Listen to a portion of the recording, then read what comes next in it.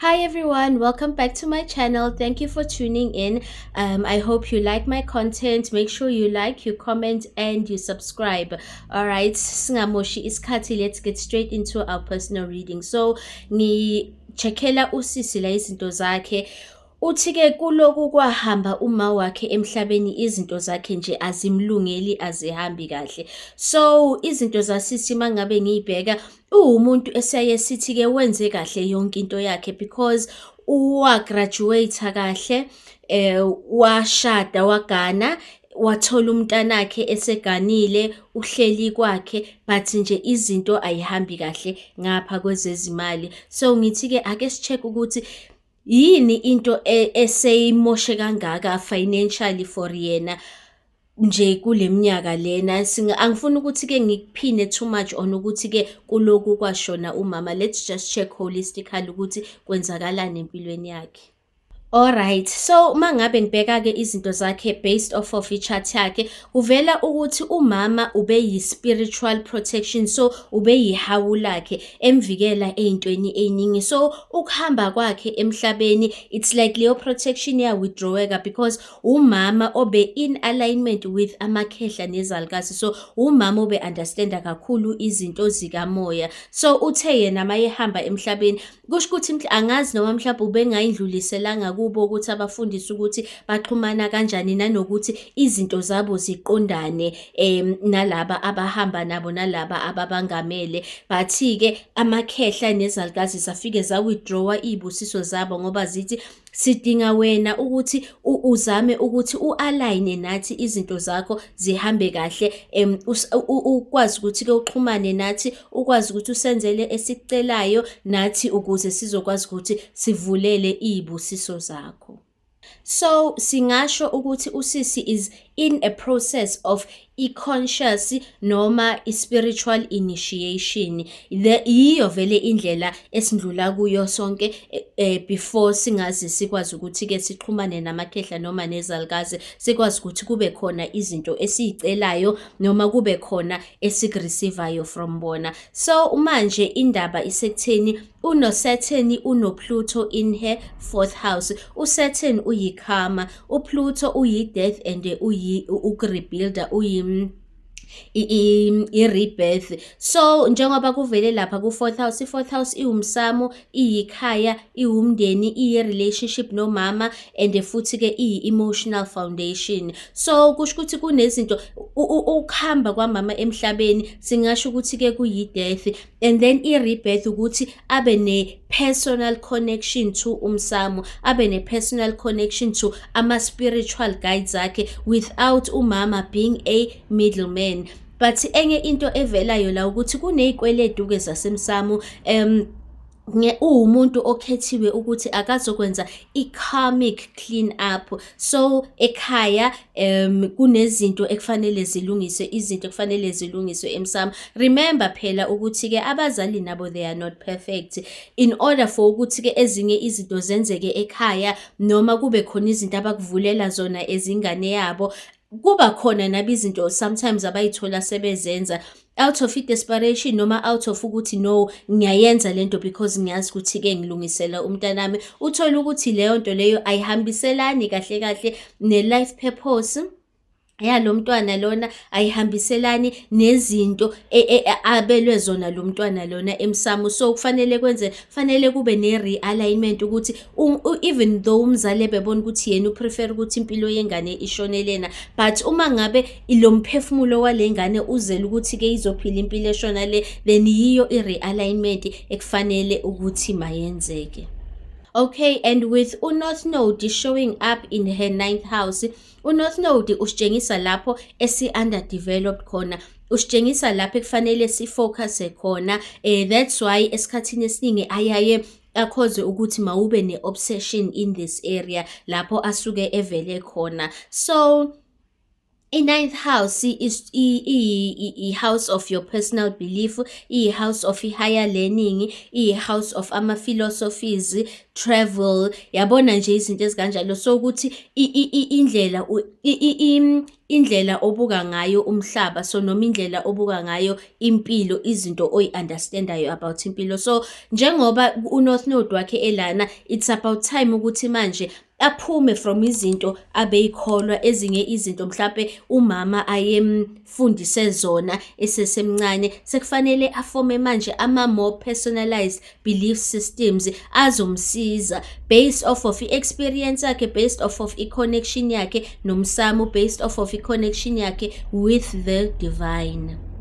And it's not to say ukuthi-ke umzali wethu mangabe esuke esibonise something noma kunama-philosophies noma kune-belief system ayiphase down kithi ukuthi leyo belief system isuke i-wrong. Yazi one thing about inkolo oyinikiwe rather than inkolo wena oxhumene nayo, igcina la kakhulu. You rely too much on illogic because it's not something that you are connected to spiritually. It's important ukuthi-ke ama-belief systems akho ahambiselane nomphefumulo wakho. So once lezo zinto lezo zahlangana kanjena, then ziba in alignment. But mangabe ziphikisana umphefumulo wakho uzama ukushona le, but i-belief system yakho iyawubamba iwuthi, then uzobona ukuthi kuba nama-issues empilweni yakho, and then they show up in several areas. So okwakhe ukuthi asuke lana eze la, so ezolidwa yini? Ezolidwa i-intuition yakhe.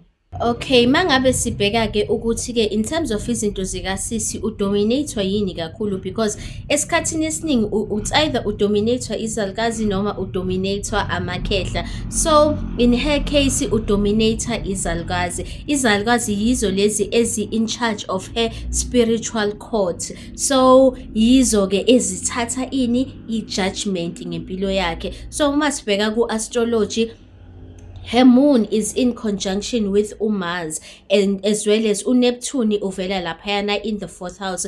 I-moon iyini? Iyingqondo yakho, iyinhliziyo yakhe, ama-emotions akho. uMars uyini? Uyi-passion, uyi-drive, but ngapha uyi-conflict, uyi-aggression.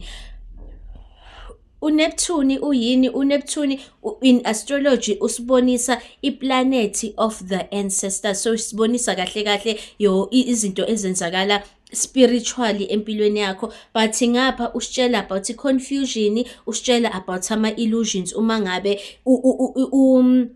ubona a certain version of i-reality, ungaliboni iqiniso lento eyenzakalayo phambi kwakho.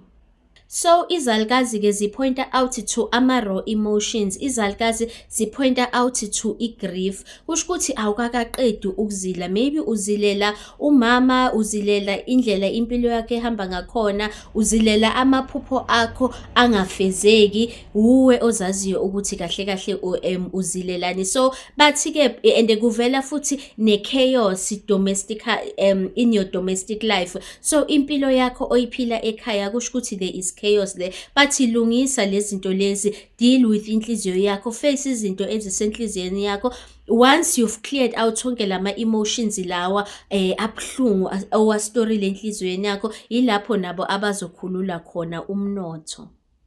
Amakhehla wona, they are in charge of i-financial order empilweni yakho. So sibona ngani ku-astrology, you have Saturn, you have the Sun, you have uPluto, and you have uJupiter in your second house. I-second house yakho idila nani? Idila with i-self-worth, idila with your personal values, idila with your wealth, so ama-finances akho. So amakhehla athi-ke ungakas-acknowledge, number 1. Number 2, ungakabi ne-discipline, ungakabi ne-order when it comes to indlela ohandlela ngayo imali. Khohlwa mntakama, khohlwa sizukulu, angeke nje size sikusize ngama-finances, njengoba nezalukazi nazo zibambile lo mnotho fanele ngabe uyakufinyelela nabo. Until there is order, they are not going to help you with ama-finances akho, because there is ill discipline in how you manage ama-finances akho. Asikho i-structure esibenza babone ukuthi-ke wena uyakwazi ukumanage izimali zakho. So siyaqhubeka-ke ngomessage ovela kubaphansi, because abaphansi bathi-ke siyabona ubuhlungu ondlula kubo, ubuhlungu obuzwayo, And akusiko ukuthi-ke kuyisijeziso lokhu, asikujezisi futhi hhayi ukuthi kuyinhloso yethu ukuthi-ke uzwe ubuhlungu. Njengoba usubona nje ukuthi even nezinto ekhaya ku-family home azihambi kahle, i-family home isesimeni sokuthi iyadibika, iyabhidlika. Leyo nto it's not an indication yokuthi sinilahlile, but rather it's an indication yokuthi kunama-unprocessed emotions between wena ney'ngane zakini, anidili ne-grief kahle. Nivela njengabantu enibalekela ama-emotions. So manje leyo nto iyabonakala ku-structure sekhaya. Yes, akhona ama-karmic debts avelayo akamama, but that's not the reason why i-family home is decaying. There is stagnant energy ekhona in the family home, kusho ukuthi energy eme ndawonye.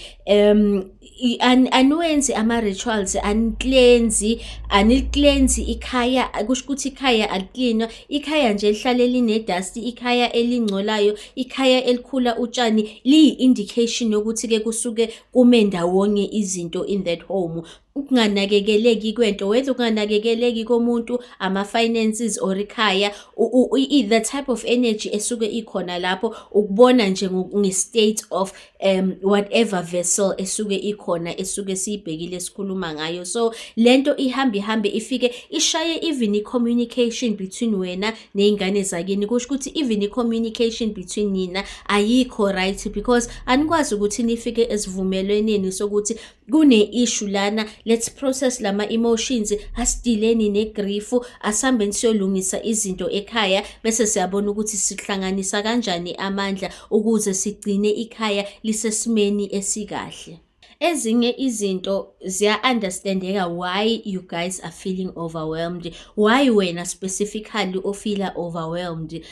So you have to understand ukuthi ama-emotions-ke ayayiphazamisa imali. Once kwaba ne-blockage nje lana emotionally, ifike ithikamizise izinto ey'hambiselana nemali. So okwakho-ke it's understandable. Abaphansi abakublame, nami angikublame, because ukushonelwa ubaba, ukushonelwa umama, ukushonelwa yiy'ngane zakini, amanye ama-siblings akho lawa asendlulile emhlabeni, it hasn't been easy just dealing with that much grief, with that much loss. It's not easy, but-ke nisesekhona laba enisaphila, enisangabambana nabo. Okwenu nje ukuthi ni communicate, create ama events, not even ama-events, but nje i-situation noma i-environment lapho enizokwazi ukuthi-ke nihlangane futhi nibe yimbumba, because manje le glue lena eyayinihlanganisa ewumama ewubaba ayisekho. So kukini-ke manje ukuthi make sure ukuthi you don't drift apart, because uzogcine ubhekana nezinto wedwa, whereas zikhona iy'ngane zakini ezisakhona.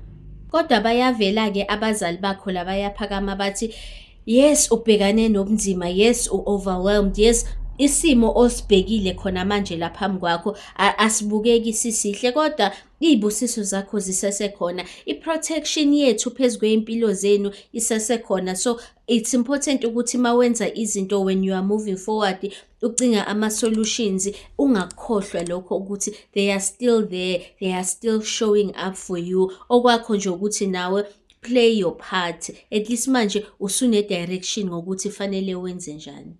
One thing about ukublockeka kwe-ancestral inheritance, it doesn't just ukuthi ifike emndenini, ifike i-affecte umuntu oyedwa, iyaba-affecta nabanye but ngey'ndlela ey'hlukile, because ama-support systems enu awafani. So wena yakho i-support system ayifani neyalezi ezinye iy'ngane zakini. That's why it's important ukuthi lezi zinto asebeyi-pointe out about ukungabi ne-structure, ukungabi ne-discipline, lama-issues around indleleni ohandlisha ngayo ama-finances, it's part of the reason why izinto zenu ziblockekile. So awukubheke ukuthi-ke ney'ngane zakini nabo, how good are they when it comes to financial discipline, when it comes to ukuba ne-order kuma-finances, when it comes to having i-structure ey'ntweni zomsebenzi nasey'ntweni ze-income, in terms of ukwasebenzisa kahle ama-finances, because you have to earn the right ukuthi nu-receive loyo mnotho loyo okhona emsamo.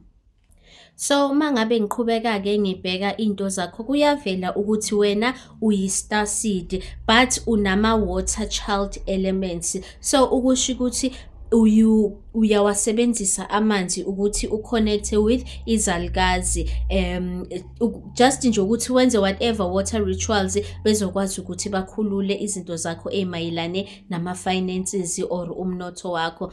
However, the reason why uvela ukuthi uyi-star seed is because of le placement lena in your third house nama-ninth house placements akho asitshela nje ukuthi when it comes to indlela ocommunicate ngayo, indlela ocabanga ngayo, your belief systems, izinto ozoyifunda lana yizo lezi ekufanele zikusize ukuthi uyibone ukuthi you are not here to fit in, you were never meant to fit in. That's why esikhathini esiningi you find ukuthi izinto ey'ningi uzenza wedwa, esikhathini esiningi ufila misunderstood, esikhathini esiningi noma ukhuluma into it's almost as if ukhuluma nje ilanguage abanye abantu abangayi-understand. Wena wherever lapho oyithola khona you are meant to break apart ama-old paradigms, indlela yakudala yokwenziwa yezinto, to introduce a more modernized, a new way of ukwenza izinto. So even when it comes to usiko, wena unama-ideas, unama-insights on ukuthi ningalimodernise kanjani usiko without losing the essence, without losing the core of lento lena enisuke niyenza ukuthi igcine isiba isimanje manje kakhulu. Those are your gifts, yiyo indlela ekufanele ngabe usebenzisa ngaso isiphiwo sakho. So you have to understand ukuthi-ke, yes, even whether uyi-star seed noma uyi-water child noma uyini, akusiyiwo wonke umuntu ozoboniswa amabhayi, because iy'phiwo zethu asifanele vele ukuthi siy'sebenzise sonke ngendlela efanayo. So mangiqhubeka izinto zakho, just looking at nje ukuthi yiziphi izinto eziku-influencer as a star seed, you are meant ukuthi ingqondo yakho ifloat out in space, ucabange izinto ngendlela omunye umuntu angayicabangi ngazo, ube nama-ideas abanye abantu abangaqhamuki nawo, wenze izinto ngendlela ehlukile abanye abantu bebengeke baze bayicabange bona. And then as a water child, ama-emotions akho are deep, so you can go as deep as humanly possible emotionally, understand ama-emotions akho at the greatest of depths, but uwazi ukuthi kunento ekufanele uyenze when it comes to helping abanye abantu nabo ukuthi ba-understande ama-emotions abo, ukuthi nabo bakwazi ukuthi bajule emotionally. But also mangabe kufika eqhaqheni izinto zakho ey'mayelane nemali, izinto ey'mayelane ne-material wealth, noma ukuthi kofinyelele le ancestral inheritance, ukwenza ngomhlabathi. So kubalulekile ukuthi-ke uye ekhaya lakho enalishiyelwa ubaba wenu, uwenze sure ukuthi ingadi iklini, nawe uyaxhumana nalowo mhlabathi. Yilapho-ke ofike uphahle khona, ufike usebenze nalowo msebenzi loyo, just so that you can unlock your ancestral inheritance.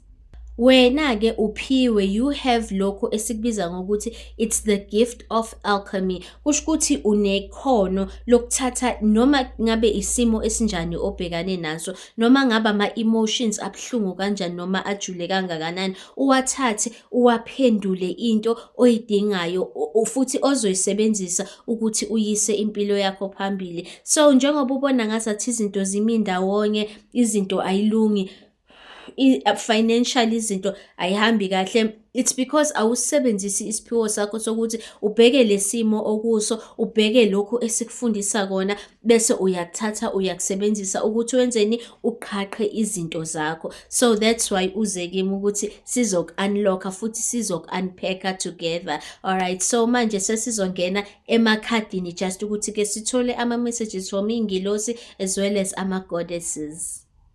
Okay, so sesenza-ke amakhadi.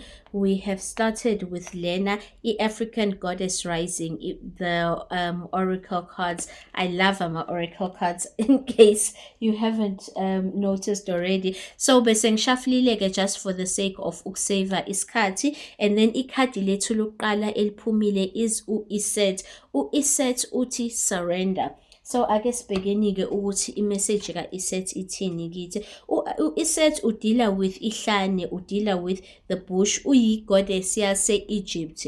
So i-guidance ka-Iset ithi, let it all go. Say aloud now, I surrender. These words cast a spell. Breathe them in. Release control. Stop bonding around struggle. Hand the keys to the divine. Allow spirit to carry you and fill the gaps. You don't have to figure it all out. God or goddess has your back. Have faith in where you are at this moment. And then i-declaration afuna ukuthi uyisho ukuthi everything I need to know finds me at the perfect time. And then ikhadi lethu lesibili is uMojaji. I love uQueen Mojaji. So uQueen Mojaji uthini? Uthi manifestation. So ake sifunde ke usebenza with the element of water. So singasho nje ukuthi in your case urepresenta izalkazi. Iset singasho ukuthi urepresenta amakhehla because udila nani? Nehlane. So i-guidance yakhe ithi-ke, showers of blessings are yours. You are a rainmaker, master manifester, shapeshifter, alchemist, and sorceress. Open your hands and your heart. So yes, make it rain. You are manifesting big. This has been long time coming. You are co-creating with spirit.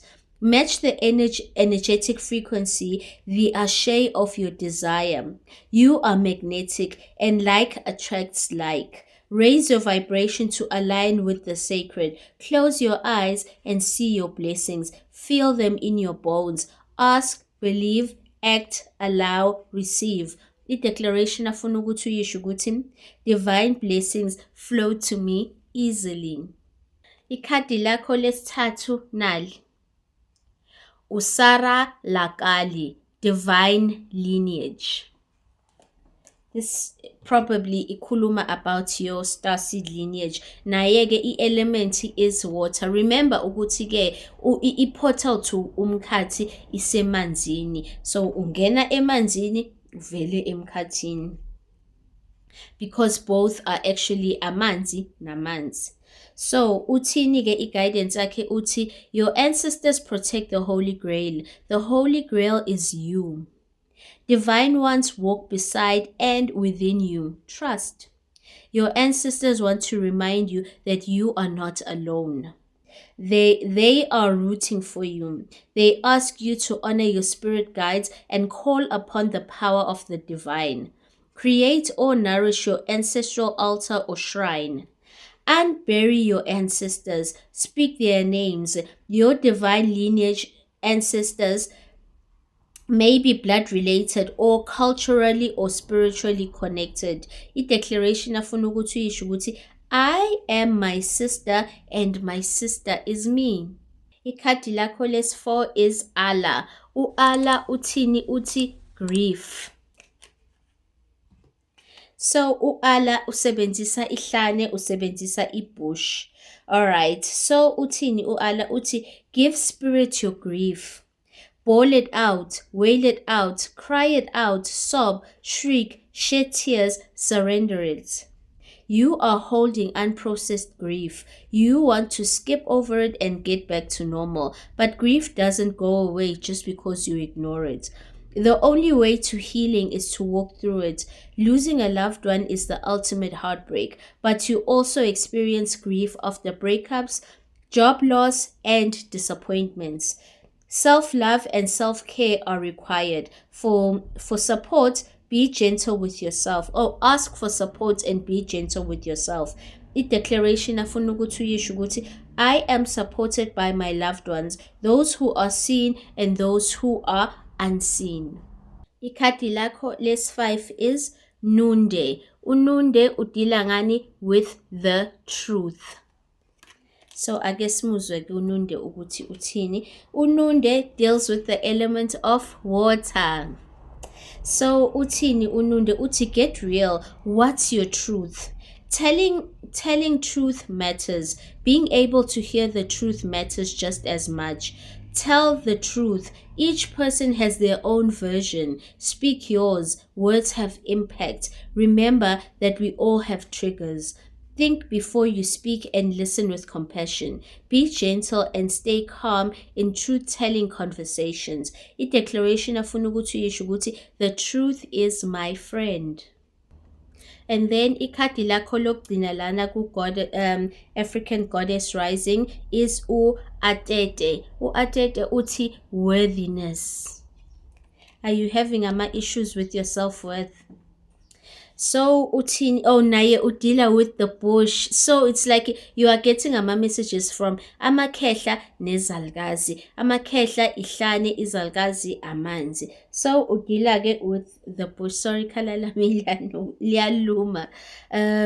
So guidance ka Atete iti stop hiding, shrinking and playing small. Stand tall like the majestic sycamore tree. You are mighty. Life does not need to be perfect for you to embrace your own perfection.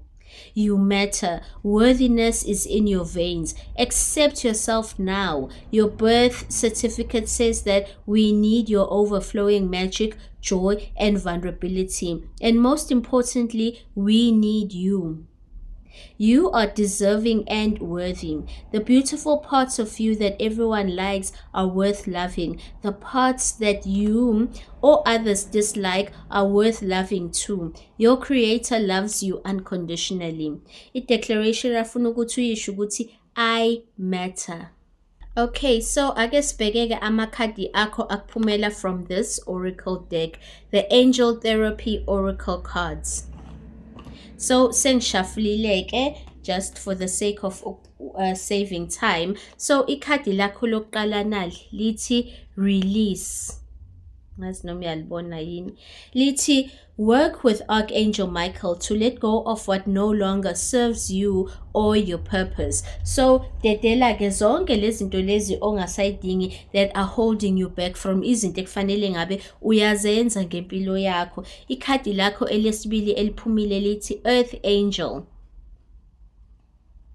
Remember ukuthi ke when you connect with amakhehla you connect with the earth. So ayakonfirma ke uyi Earth Angel. You are a light worker who has come to earth to teach about love. Ngitheni about you being a starseed. Yabona ukuthi ke it's also a confirmation because you came to earth to teach about love. Mawungabheka nje ama-origins ukuthi ke umuntu oyi-starseed umuntu osuke enjani, leli khadi leli liyakonfirma ke lokho. So ikhadi lakho lesithathu lithi you are profoundly clairvoyant. So uyawathola ama-messages, uyawuzwa lo msindo otswininiza endlebeni or indlebe zakho zike zibe blocked, noma uzwe ngathi khona umuntu ke okhulumayo osho something but awumboni lo muntu, uyitshela ukuthi ingqondo yakho akusiyo ingqondo yakho, bayakhuluma nawe ngamaphupho okwakho nje ukuthi ke ubalalele, bayakhuluma nawe even nangamaculo. So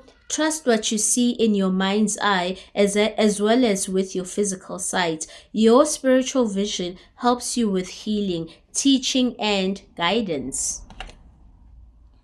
So uyabona ukuthi vele uzele ukuzoba uthisha, uzele ukuzo-alchemize on izinto nezimo osundlule kuzo, uzokwazi ukusiza abanye abasandlula kulezi zinto lezi wena osuwayi-overcome. Ikhadi lakho lokugcina lithi mediumship. Uyini?